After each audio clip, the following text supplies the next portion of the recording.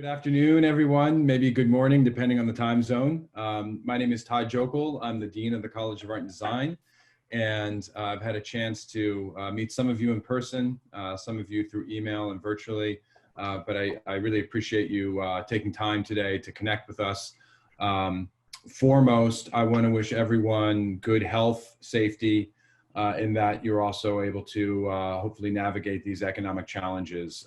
Certainly we hope to move through this as quickly as possible, and anything that I can do or we can do institutionally to support the sense of community and keeping spirits up, and also in any sort of other ways, we look forward to doing so, and please keep us updated and engaged with us. We've got a really exciting day today. I'd like to thank Lisa Vassaturo for organizing this and all of her work and advocacy to bring this together.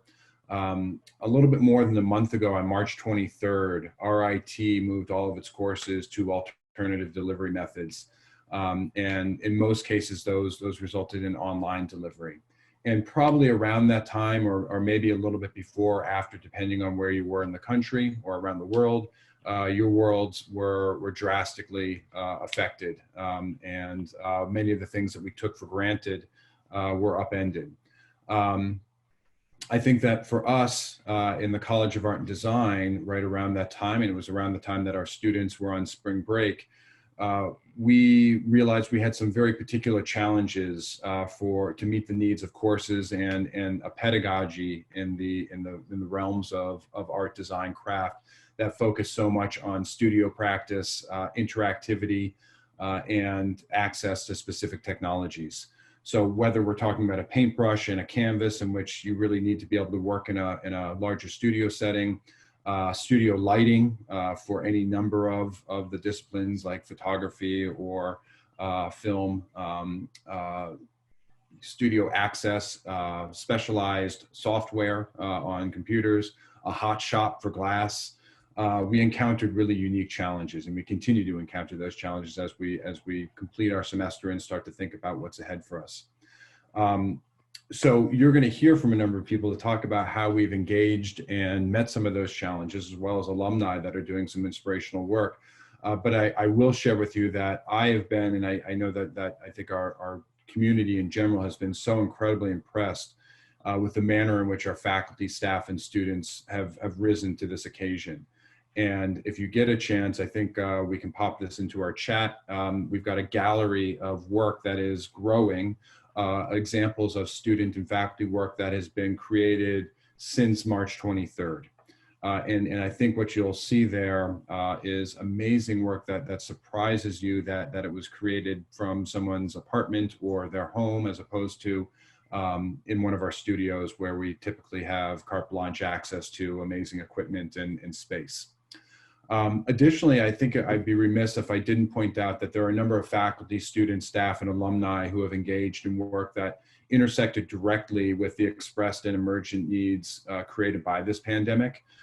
In some cases, we had faculty who took it upon themselves to 3D print face mask, face shield frames where there were shortages, and delivered them through informal networks.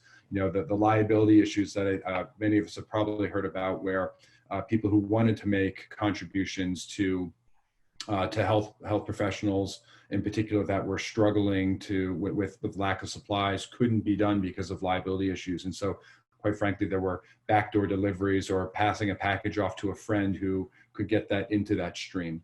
In other cases, we had students and faculty working on rapid prototyping ventilator solutions for homegrown production and manufacturing of those, as well as working on things to split ventilators so they could be used by more people and expand capacity. And then others that weren't directly related to health, but were directly related to this pandemic and the ways in which it changed our ability to interact with our world and gather the resources such as food that were becoming much more challenging. And we're going to hear from one such example of an alumnus who has really become a hero, and I don't say that lightly, by engaging in their local community to provide food where that shortage or access to it had become problematic. So today we'll have an opportunity to hear from several faculty. Hai-Jin Nay, who's an assistant professor, School of Design. Hai-Jin, you're maybe if you want to give a quick wave. Adam Smith is an associate professor in School of Design. Adam. David Schnuckel, assistant professor for School for American Crafts with glass in particular. Clay Patrick McBride, who is a senior lecturer in our School of Photographic Arts and Sciences, Ad Photo. Mary J. Blanchard, an assistant professor, School of Film and Animation, with animation in particular. And then an alumnus, Adam Richlin, and the work he's doing in New York. He's an alumnus of the School of Film and Animation. I'd like to thank these panelists for their participation, but also for the work they're performing. They're really the tip of the iceberg. We will hopefully have a chance to hear from some alumni today, and also maybe some other faculty or whatnot that are on. We have tremendous stories, heartwarming stories that are so meaningful for us as we go through this. So this is just some exemplars of that which we can present to you today. So with that, I'll turn it over to you, Mary J. I want to thank everyone, and I look forward to today's conversations. Mary J. Okay, thank you, Todd. Hi, everybody. So we switched the order a little bit. So I'm introducing Adam Richlin. I will say that when I first got to RIT, I started this New York City trip, and I didn't really know anybody alums because I had just gotten here as a professor.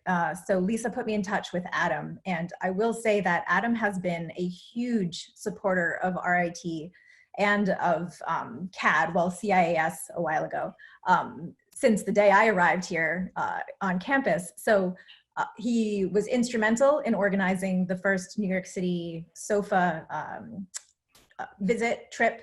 He put together a panel, I think, and correct me if I'm wrong, Adam, but we had Sean Vickery, Ralph Mastromonaco. Sorry if I'm Mastromonaco, yeah. Mastromonaco, Joe Catanzano, Chad Carbone. We had a bunch of people, and Adam, in the space you see behind him, he organized this whole panel. My students were blown away. It was an amazing Q&A session, and that was in 2017. So we continued to visit him when we could. Our trip this year. Wow. Yeah. That was a while ago. It was a while ago. Yeah. Even then, Adam has been so supportive. He's supportive of our students. He has reached out even when Magic Spell was being built. He is a true supporter of our students, of faculty, just a major SOFA, a wonderful SOFA alum. So I'm pleased to introduce, and obviously he's doing this amazing work now with Feed the Freelancers, so I'm going to let him talk about that, but this is Adam Richlin. Thank you. Hi, everybody. Thank you for that introduction. So back when we did that conversation with our graduating seniors, I just called my friends and said, hey, who's got opinions on things that are the new crop of students coming out should know, and everybody kind of put their hands up. So it was great. I just pulled some friends together and we had to sit and chat, and I'm so glad it was so useful. I'd love to do it again. Okay, so I had some remarks planned. My name's Adam Richlin. I started Light Bulb Grip and Electric, and we rent lighting equipment for making movies. I was a graduate of back when we called it CIAS, now it's the College of Art and Design in 2009. And I started Light Bulb Grip in 2016 when we had just a few pieces of gear, and I was working as a lighting tech in New York City. I lent my stuff out to friends, and I made some money on it, and I did it again and again and again. And now over the last 5 years, we've grown to over 14,000 rental items. I have a full-time staff of 5, and we move about 3,000 rentals a year. We're big on community outreach and supporting indie filmmakers who are just getting started. We support a lot of photographers and a lot of artists. We offer free classes and lectures and workshops, networking events to get people going, and that helps us build a customer base. And it's been a great part of building like an organic New York City filmmaking community. But that all stopped in mid-March of this year. Starting on March 13th, we had 130 jobs cancel in 2 days. And that left us with a completely empty calendar. We had a silent warehouse and nothing to do. And it's been that way for the last few months. So I teamed up with an assistant director friend, Isabella Olaguera and Gabe Galvez, to start a group, Feed the Freelancers. That's what you see going on behind me. Figures the whole group just took a coffee break, so they're gone for a few minutes. But they're packing grocery boxes. And those grocery boxes are going to feed filmmakers, photographers, artists, and laborers who are either out of income or immunocompromised. And so we're bringing food to those people as quickly and as efficiently as we can. This started within days of the quarantine. One of the things I love about filmmakers is that we're really fast moving. And we saw a problem, we saw a solution to it, and then everyone just started putting the pieces together to make it happen. We've sourced support from dozens of wholesale food suppliers, baking companies, trucking companies to make it possible for us to move about 2,800 pounds of food to feed 300 freelancers every week. We're working on round 4 this week, and we've got another 2 rounds at least booked up of people that have been asking for boxes. These boxes are carefully packed to fit dietary restrictions, and then we sort them for contactless delivery routes by our team of volunteer drivers. So you'll see the boxes all the way in the background back here. Every one of them has a little label on it, and they all have specific person that they're going to, and it's all an efficient process. To date, we've served over 600 boxes of food and fed 900 freelancers and their families. We've supplied paper towels, toilet paper, recipe cards, all sorts of good, hearty food. As of my last count, those boxes included 19 RIT alumni friends that I know of. As I was scrolling through the list of all the names of recipients, a whole bunch of them popped out to me as well. So I'm here because we need some help too. I know everybody has been hurting at the moment, but we're running this whole process on donations from the community. And so I've got a link to our GoFundMe account, and it'd be amazing if we could get some support from the RIT community as well. Let me throw that in there quickly. If you guys feel like chipping in, it's in the chat box. If you guys feel like chipping in, it takes us about 25 bucks to make a box of groceries, and that feeds the family of 2 for about 2 weeks. About 100 bucks feeds 8 freelancers, 250 feeds about 20 people for 2 weeks. And we're working on building these economies of scale by buying our groceries in bulk and sorting them as efficiently as we can. And I'm really hoping that our Tiger family can pitch in as well. I've got about another 7 days to raise another $4,000 to do another round of boxes next Friday. So that's my pitch. Are we going to do a Q&A now, or is it just one group at the end?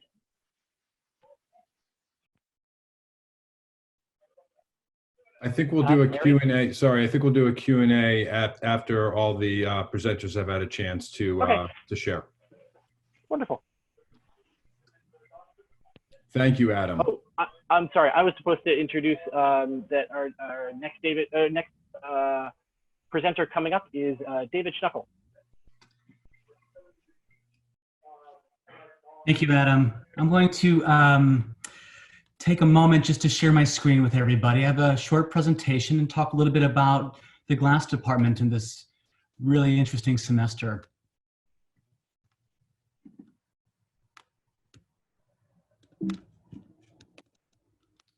Is this something y'all can see is it okay? Mm-hmm. So my name is David Schnuckel. I am faculty in the glass program. And real quick, about 5 minutes, I wanted to talk a little bit about our spring term experience in this very interesting educational moment. And I'll just begin by saying that the challenge of delivering online course content for a studio-based program like ours wasn't as much of a stretch as one might imagine. And I think that it's because we were fortunate enough to have half a semester of material experience with our students until having to design and deliver glass-based curriculum remotely. I want to give credit here. I had a dream team of instructional staff to work with through this. Aside from myself, I have my colleague and teaching partner, Suzanne Peck, and 2 fabulous adjuncts in Brendan Miller and Gracia Nash. And we worked together to come up with a game plan. And all remote redesign was still committed to supporting the how of student glass practice. So it was still important to develop projects that supported material comprehension and also projects that supported a making practice from home without the usual resources that one would typically need in thinking about and making glass. But also the other part of our remote redesign was committed to still supporting the why of student glass practice. Assignments were developed to maintain a sense of curiosity. Assignments were developed to maintain a sense of conceptual development through research while away from studio. So we had synchronous meetups for prompted group discussions. We had group critiques of written and studio work, and to the right is a site-specific project by Renoy Amada that was specifically designated to be pursued in quarantine. We had students lead presentations where they were talking about glass-like phenomena that they were exploring from home. We had presentations led by students placing their glass practice in broader topics of contemporary art.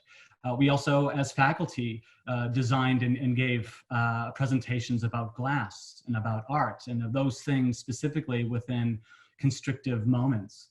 The faculty also made ourselves available for one-on-one studio visits with students, essentially by appointment, not necessarily 24/7, but as close to it as we could bear. But we also took audience in Zoom-hosted artist talks and panel discussions from all over the world, here in the States, England, Australia.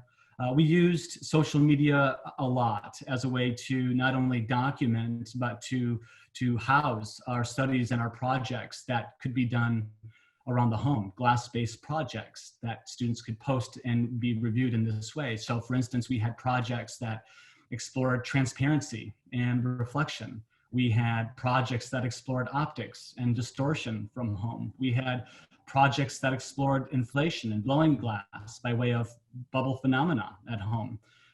We also had glass projects that were able to be done at home that asked students to think about the body and its movement, how it helped it, how it hindered it. We also had glass projects as they relate to time and boredom while in quarantine.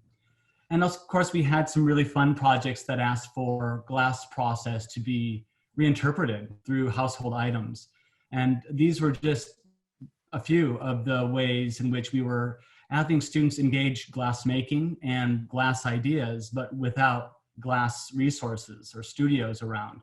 And this sort of approach to making was also complemented by an equally diverse way of exercising things like conceptual development and criticality and professional practice. For instance, we had written critiques between students about the work they had posted online. We had weekly ideation writing exercises that we were submitted and were reviewed and talked about. We were able to have in-depth reviews of professional documents like student CVs and artist statements and bios.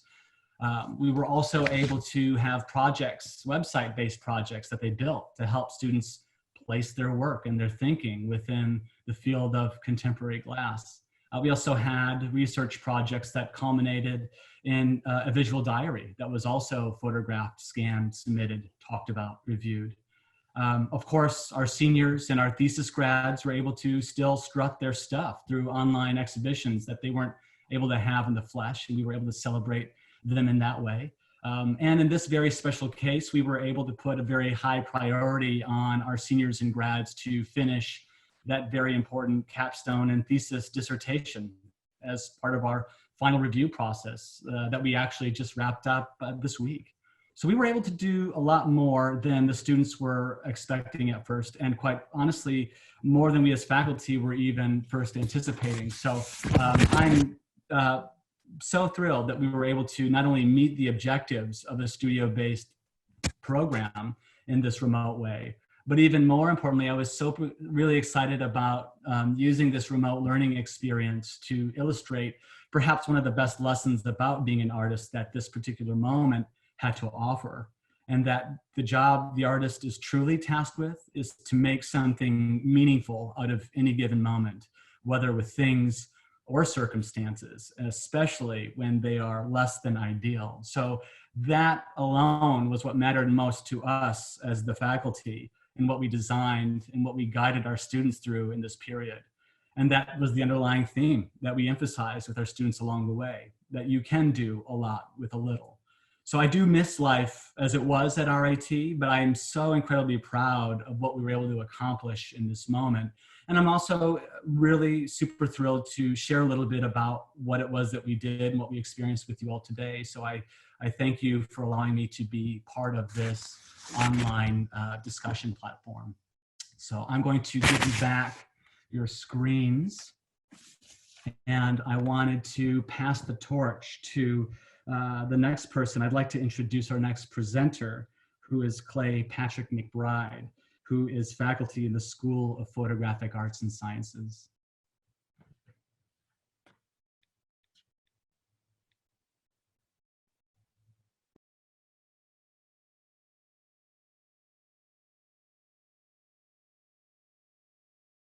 You guys have my screen? Do you see my screen? Yep, we see it. Okay, cool. Thanks so much. Thank you, David. That was an awesome presentation. And thank you, Lisa and Todd, for setting this up. Stoked to be here. A little bit nervous, so bear with me as I ease into this. My name is Clay Patrick McBride. I teach in the advertising photography program. This is us. You can see that we're a pretty small group. This is last year's graduating class. And as a result of being a small group, I grow pretty close, and I'm pretty invested in all my students' artistry and education, as well as they are very invested in each other's artistry. It's a great family and a great community to be a part of. I consider it a real privilege to be a part of this crew.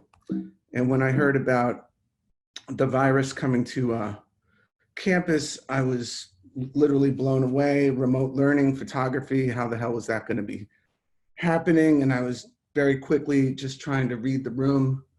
And this is a quote from one of my my teacher's assistant, who's saying that he feels cheated. And I felt this from all the students, that they were angry, and they were all taking the situation very personally. So I was concerned. I had a lot of concerns here.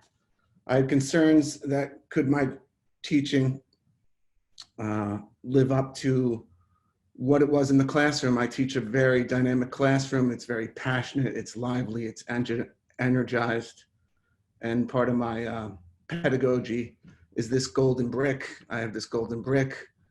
I teach in Brick City, coincidentally. I've had a golden brick as part of my teaching philosophy for about 15 years, but I end up at Brick City teaching, so that's sort of a funny thing.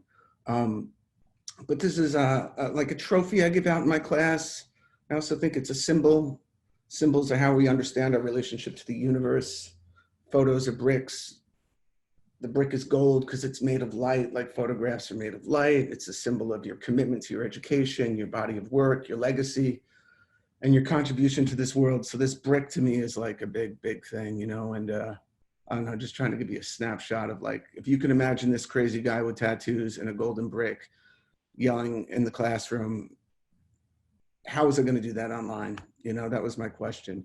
And I knew two things needed to happen. One, we needed to make new work, and we needed to critique without compromise. You know, we needed to do these two things at the same level. And when I look at this picture, I just see bricks, bricks, bricks. That's, you know, everything to me is bricks. And when I looked at this situation, I just saw bricks again. And I'm like, how can I recompose these bricks? How can we pivot gracefully here?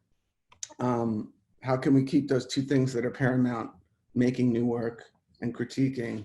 How can we keep them alive? Luckily, I checked in with a quick survey of my students, and they all had great gear from the 4th floor and the 3rd floor photo cage. They were all pretty outfitted. They were all, you know, most of the students I teach are 3rd and 4th year students. So it was beautiful that they all had good equipment to still be able to make work with. And they set up home studios. And so I immediately thought we should lean into the situation and invite the virus into the classroom, into the syllabus, and that we should make work around our current situation. I really like what David said about using art to against the circumstances that we're all living in. And so I immediately, the kids were angsty, and they were heated, and they really leaned into the work, and they started to make work about life during social distances. And here is Scott, like the same kid who was felt very dissed and slighted, is making lemons out of lemonade, right? So he's turning the situation on its head. I thought, like, how could we use the camera, the technology, and the tools as a way to make sense of this difficult time? And I challenged the students to do that. And they really rose to the occasion, and I was stoked at what I was seeing. What I was seeing was the students used the camera like a compass, and they were able to navigate through this uncertainty, and they were able to give this difficult time shape and form in a really miraculous way. And I see my job not as somebody who teaches them how to take pictures, you know. My job is to teach them how to communicate, how to conceptualize, how to become a problem solver. I think today, with cameras being so good and technology and YouTube, anybody can learn to take a picture, but we're in art school to learn to do something much bigger than that, you know, to communicate. Time flies, another great picture that Scott made in quarantine. And there was a completely different sense of time happening here, you know, and the students were able to work in a way that I'd kind of never seen them work before, and I was really blown away by. So I have all this great work, and what do I want to do? I want to elevate now my critique. I want to bring my critique to the next level. So what do I start doing? A lot like David did, I started inviting guests from all over the world, and because the virus had just cleared everybody's schedule, like the biggest names in photography, these sort of MVPs, were able to come into our classrooms and commit to not just an hour, but 2 hours and 3 hours, and really critique the work of the students and spend a selfless amount of time with us. It was unbelievable. And this is like, you know, Michael Jordan trying to teach you how to do a jump shot or something like that. This was a privilege, and it really jazzed and electrified the students. So we were just having this, you know, it wasn't like being in the classroom, but it was something so different and so unique that we all felt privileged to be a part of this strange virus distance learning thing that we were being a part of. And we invited producers into the class. We invited location scouts into the class. We invited many great women photographers into the class that talked about, you know, being a woman in photography today and how it's the best time for that. They really had a great message about it. This is one lesson from Christine Riley, who did something really unique, you know, much like the situation we're in.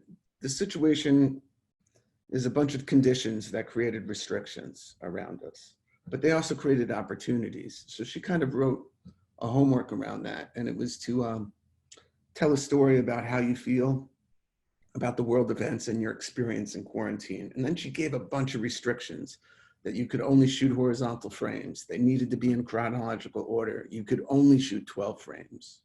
You couldn't edit the images. So she put a bunch of restrictions on it. Because she's a producer, she also asked that you do a lot of pre-production and planning and visualization and creating mood boards, a call sheet, and approach the assignment slowly, methodically, and carefully. And we all had time to do that.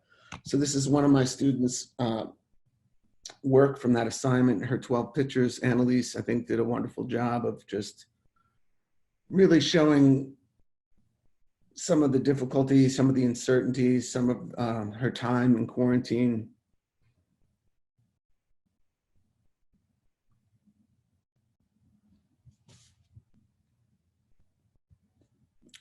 And took us on a wonderful journey of where she was. Very mysterious picture. I guess they're all moving out of the place.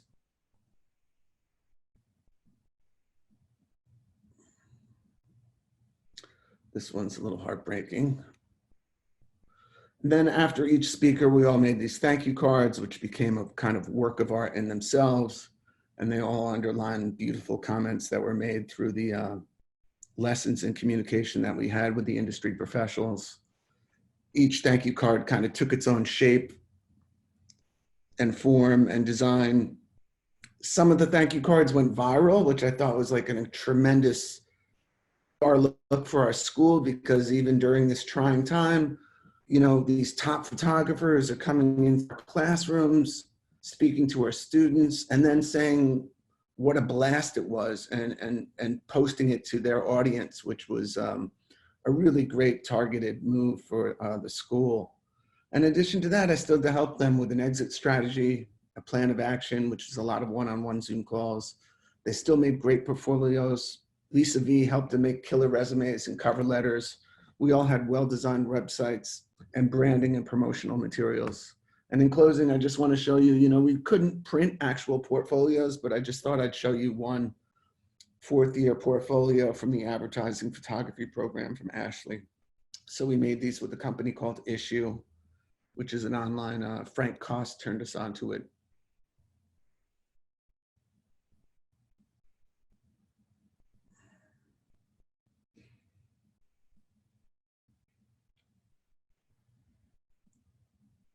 So it was a really beautiful time and experience for me. I don't feel like my teaching was compromised in any way. In fact, it was elevated and challenged by the set of circumstances, and it's something that I think will be unforgettable in everyone's education there. So that's what I have, and thank you for sharing that with me, or thank you for witnessing that. If I can get to my, oops. Let me get off my, am I off the screen share? Yeah, okay, cool. So I get to marry Jay Blanchard, who's actually my next door office mate in the Gannett building. And I get the, she doesn't know it, but she really leads by a strong example. She's a strong power of example to me because I constantly see her in her office, meeting students one-on-one and going over these scripts for animation, and just so committed to elevating and bringing their projects up to speed that it's awesome to overhear her from my office all the time, directing them and coaching them. So I pass it to you, MJ. I hope I didn't talk too long.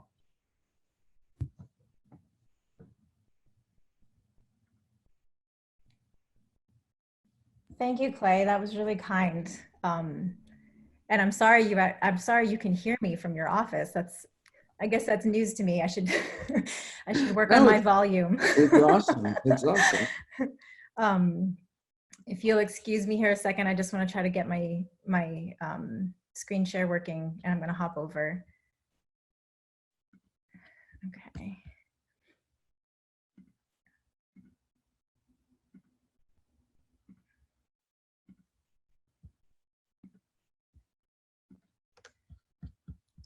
Okay.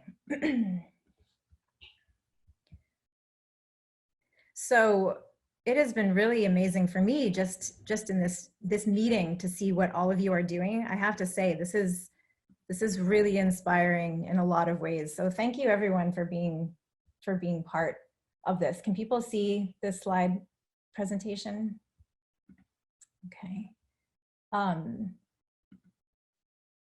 So I'm talking specifically, you know, Clay is talking about how was he going to recreate that feeling in the classroom? And I felt exactly the same way when this all hit.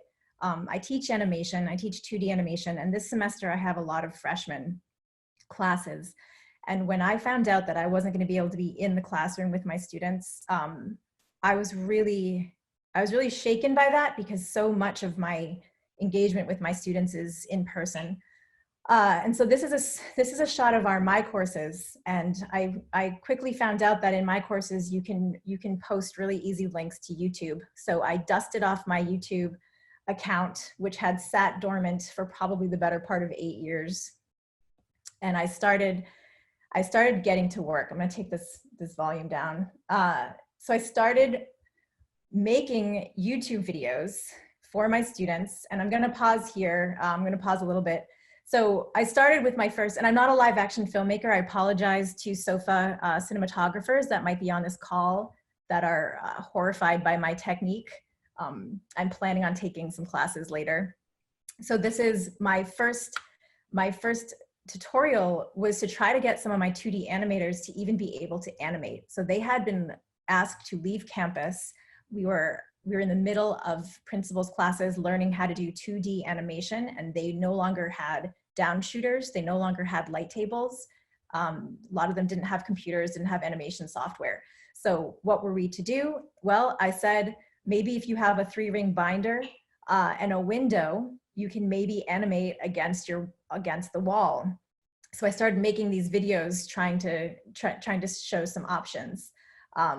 So that was the start of my videos. And then as I got into it, I started realizing, well, you know, I can't be in the classroom, but maybe what I can do is show them how much I love animation and just try to stay engaged as much as I can, even though I'm not there with them. So I started making tutorials or just weekly videos where I included either animation, or I would do things as much as possible, just like I would show them in the classroom, but reminding them that we've got to have fun at the core of everything. We've got to love what we're doing. We have to be involved in animation. I do know how to throw a ball, by the way. I will say that I was trying to, well, I can't make excuses for that throw. But anyway, I'm teaching them the principles. And so I'm making these videos. And I started getting emails from my students, and they would tell me that my terrible YouTube videos were the highlight of their week, because they're so ridiculous, by the way.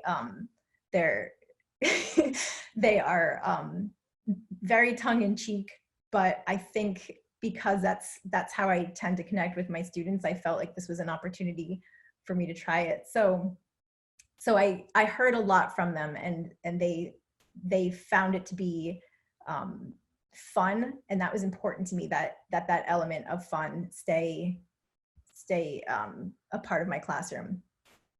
So after these videos, and we'll go through. So this is, you know, we talked about social distancing. We had a lot of weekly lessons that we covered, again, incorporating a mix of animation and live action, trying to, oh, and this is for graduation. So if you see our graduation videos, this will be the one that we made with Richie. But I was amazed to see how my students then rose to that challenge. So here we have a student who had no access to anything, and he decided to use my 3-ring binder idea. He did have a light table, so for registration, he used a 3-ring binder. And here is the animation he was able to make, which is honestly a fairly advanced animation for someone who's sort of got these scrappy materials, but he did it. He used his down shooter was a glass shelf. He put his phone right here, and shot every frame using this technique, which I'm now realizing is a pretty reasonable technique. We could get rid of fancy down shooters and just use iPhones. I'm kidding, but so the students were absolutely rising to the occasion. More examples, we have students who were using packing, plastic packing bins and some IKEA lights, students who built their entire own light table. So they saw the model that I had, which I didn't expect them to do. I had it, and I said, if you are able, and some of them went ahead and built light tables. So again, plexiglass, 3-ring binders, anything that they had at home. This Selena ended up shooting her animation on paint cans. You can see the paint cans next to her. So she stacked paint cans and put her camera on that. And this is Sahana's animation. And again, they're working with bare bones equipment, and Sahana managed to do, this is a cartoon take. So she had audio. I had given them X sheets, which is an exposure sheet, allows students to see timing, but she had used proper timing. Her registration was done just by clipping the papers to this board. And I think for me, seeing how my students were still so engaged with this art form and seeing how hard they were trying, because this was all a big ask. This was asking them to go above just doing the assignment. This was asking them to build from scratch their way of working. And when I saw how they rose to the challenge, I was truly blown away. You know, we have a great community here in SOFA, and this is a little bit of a call out, I suppose, for all alums, because our latest thing that we're doing in SOFA is we've started a SOFA and a Jam. And so we have anyone on this call, you're all invited.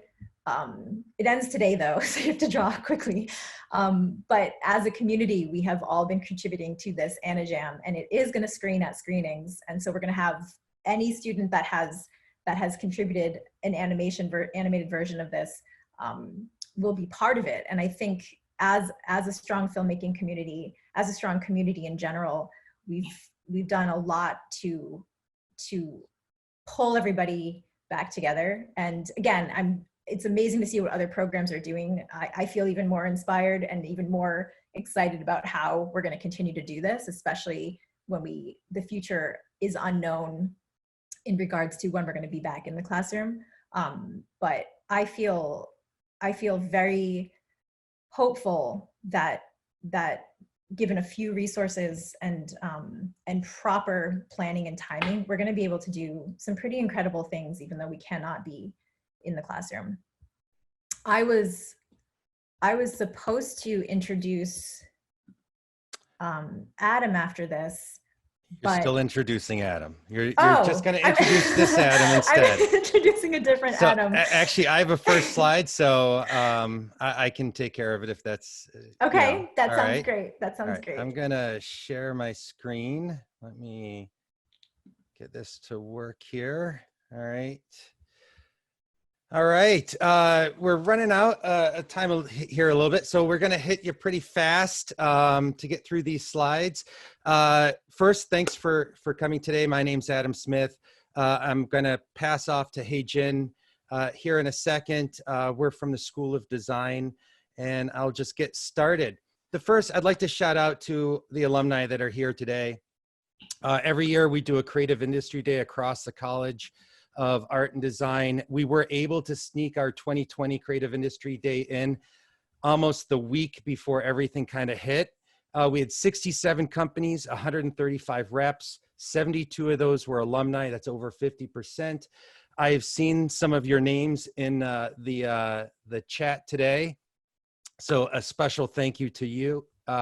If you haven't been to this event, please come from, doing photo portfolios, which I'm an alum of, all the way up through the Googles and everything in between, game companies. We gave feedback and had meaningful conversations with over 758 students this year. As you've heard, alumni and outside resources have stepped up more than we could ever ask before. We put a call out to alumni to be engaged. So many people responded. We turned it into a 3-minute video for our alumni to ask themselves a question when they were graduating. So we're compiling all these videos. RIT has put out a similar call to do that. We've had guest lectures and presentations in our classrooms, and we also incorporated a snack time on Fridays. So Chad in the top left, he comes from Chewy.com, right? He's designing for dogs. Down below, Kim is coming out of Boston, designing interactive applications across a full spectrum. One of the things that I think you've heard it from all the speakers is that these forms of communication with the outside world have been incredible, and we look forward to continuing this as we move on into the future. For me, before I hand this off to Hey Jen, I just want to include one project. I'm doing a capstone project in new media. The students created this project right at the beginning in late January and early February. Their idea is, how do you bring people together through technology? At the same time, we were talking about fist bumps and elbows, and they came up with this Arduino. So we worked with Golisano students to build these Arduino controllers that you put onto your hands. And when you get into a group, you connect the controllers, and the controllers control a particle field that's being projected on a 15 by 9 foot display. This was going to be exhibited at Imagine RIT. We pivoted the project to be an online, but they still worked on developing all of the technology and designs. But that idea of community and collaboration is kind of what we just wanted to share a little bit from the School of Design. As you've seen, and as you guys have known by going through our programs, and you know, we are engaged, we love our classes, we love our students, we love what we do. And how do we bring that energy online, as you've heard prior? So I want to toss this over to Hey Jen. She's actually going to take you through a couple of the specific tools and some of the different ways that we've done this. So I need to mute first, which I've lost my ability to. Hold on. All right, I'm in PowerPoint or Keynote, and I lost.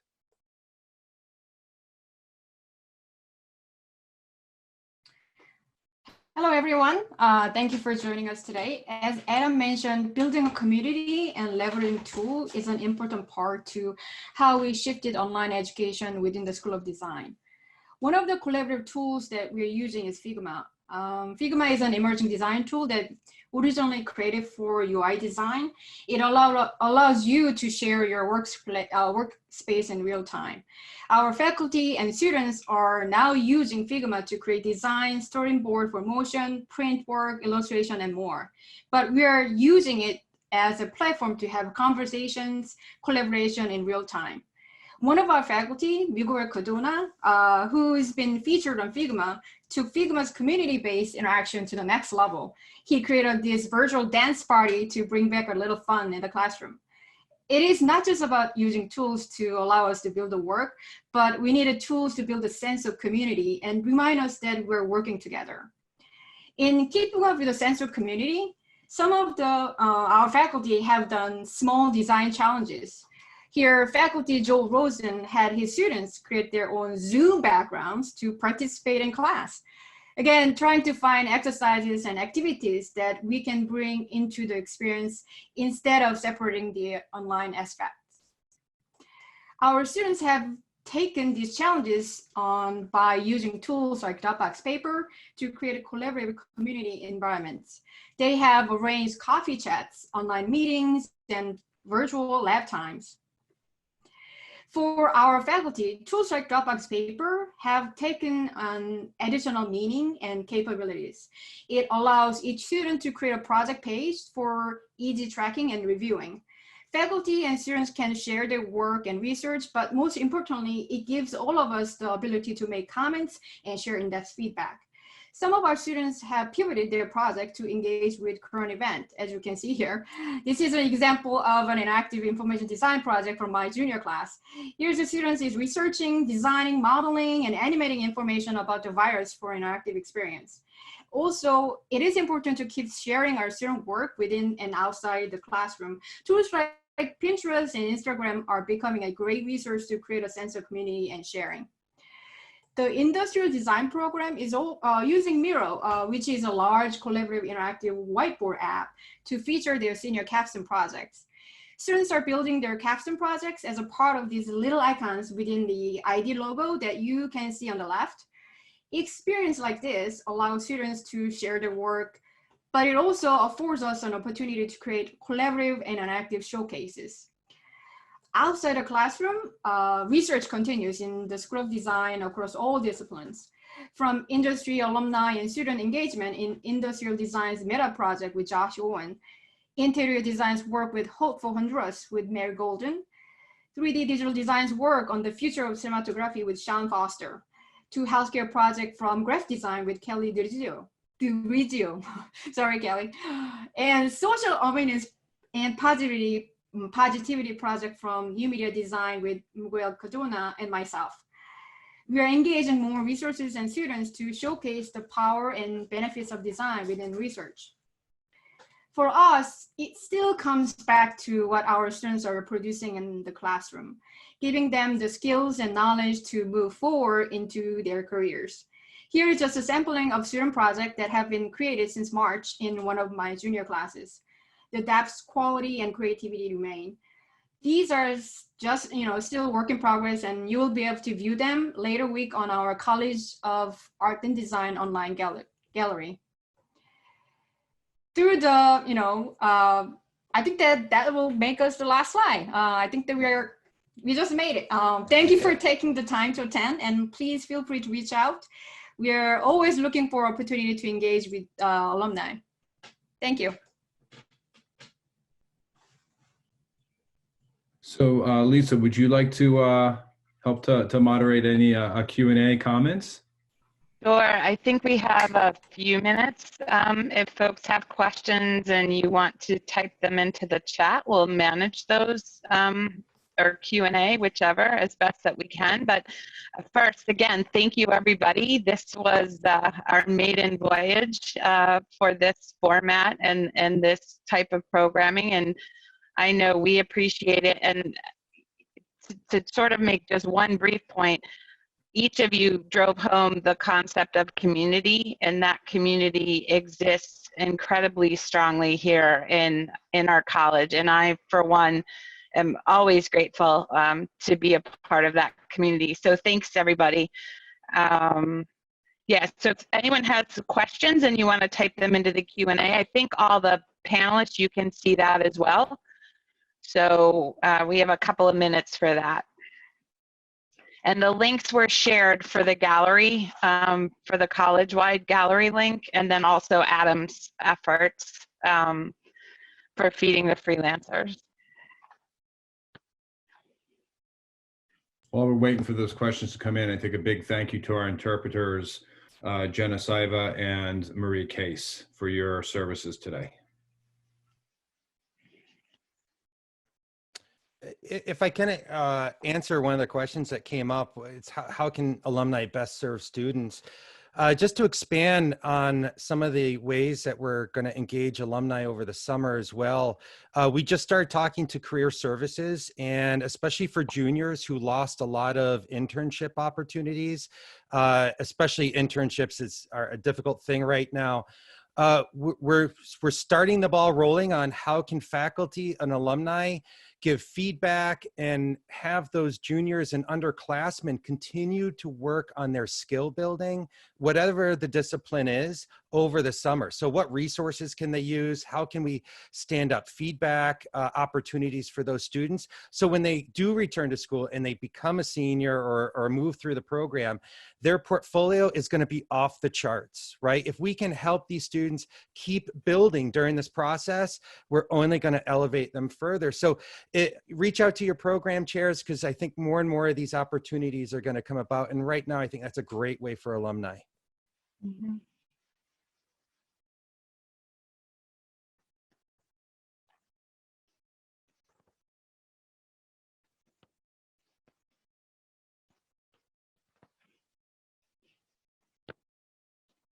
So I see another question. What aspects of online learning should remain in place after the crisis?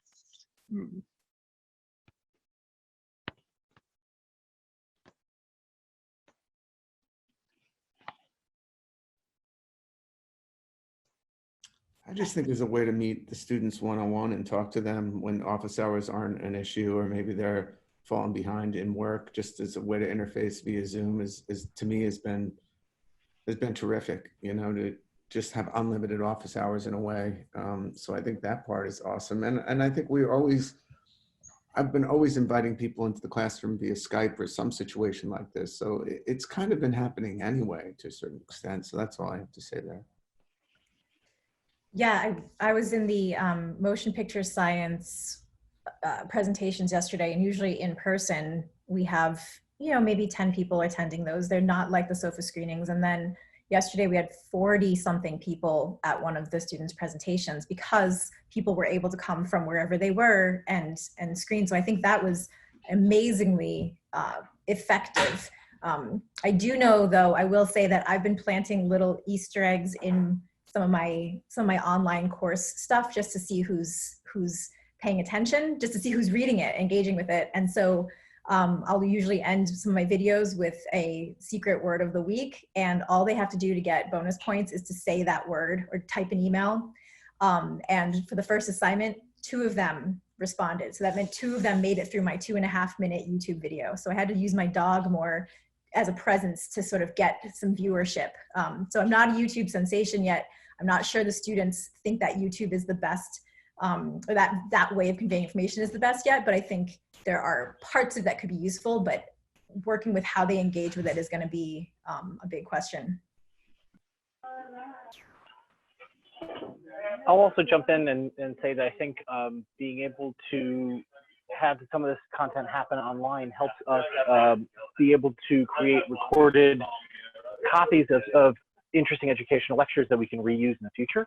And so there's a method, there's a way to look at this as archiving content at the same time as creating new content. So we can keep learning and growing as a group and maintain our institutional knowledge.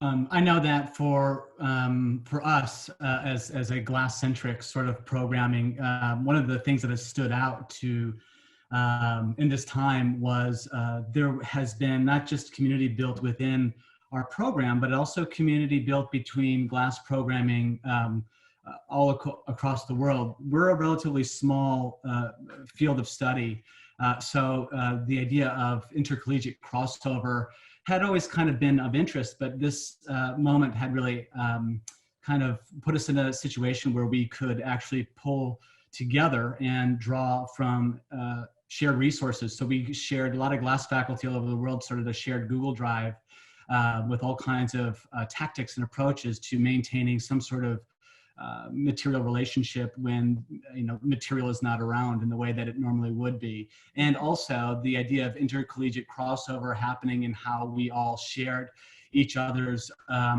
we announced all the visiting artists opportunities that we were hosting by way of Zoom. So that was also a really fascinating way in which any sort of competitive edge between intercollegiate programs had just sort of dissipated.